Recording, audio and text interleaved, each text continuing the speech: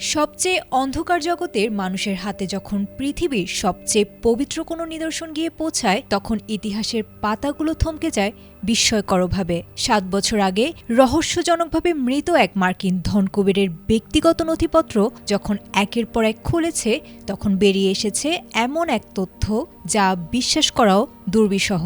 মক্কার মরুভূমি থেকে শুরু হয়ে দুবাইয়ের অভিজাত পাড়া হয়ে সেই গল্পের শেষ হয়েছে আটলান্টিকের এক নির্জন দ্বীপে, যেখানে ঠাঁই পেয়েছিল কোটি কোটি মানুষের চোখের পানি আর প্রার্থনার সাক্ষী হয়ে থাকা এক খণ্ড পবিত্র বস্ত্র।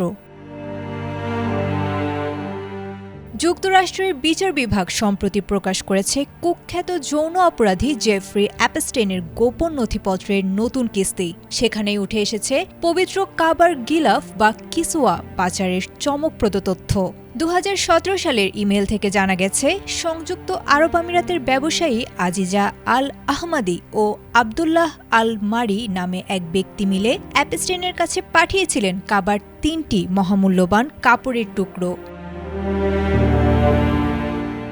মিডল ইস্ট আইয়ের তথ্য মতে, ব্রিটিশ এয়ারওয়েজের কার্গো বিমানে করে সৌদি আরব থেকে ফ্লোরিডায় পাঠানো এই চালানে ছিল কাবার ভেতরের অংশের কাপড়, ব্যবহৃত বাইরের আবরণ এবং একই উপাদানে তৈরি একটি অব্যবহৃত অংশ।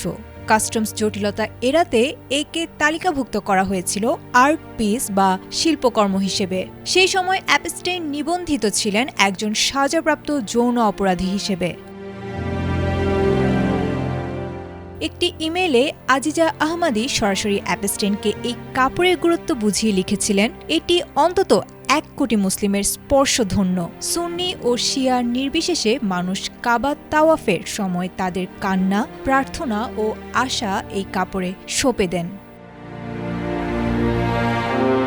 তবে কেন এবং কোন উদ্দেশ্যে এই পবিত্র নিদর্শনগুলো একজন কুখ্যাত অপরাধীর কাছে পাঠানো হয়েছিল তার উত্তর এখনও অজানা। কেবল কাপড়ের চালানেই শেষ নয়, নথিতে দেখা গেছে হারিকেন ইরমার পর অ্যাপস্টেইনের ব্যক্তিগত দ্বীপে তাঁবু পাঠানোর প্রতিশ্রুতিও দিয়েছিলেন ওই আমিরাতি নারী।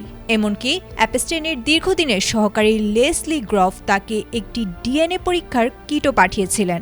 একই সময়ে এফবিআই এর নথিতে দাবি করা হয়েছে, অ্যাপস্টেইন তখন কাজ করতেন ইসরায়েলি গোয়েন্দা সংস্থা ও সাবেক প্রধানমন্ত্রী ইহুদ বারাকের ঘনিষ্ঠ সহযোগী হিসেবে। পবিত্রতা আর অপরাধের এই মেলবন্ধন এখন আন্তর্জাতিক মহলে নতুন এক রহস্যের জন্ম দিয়েছে।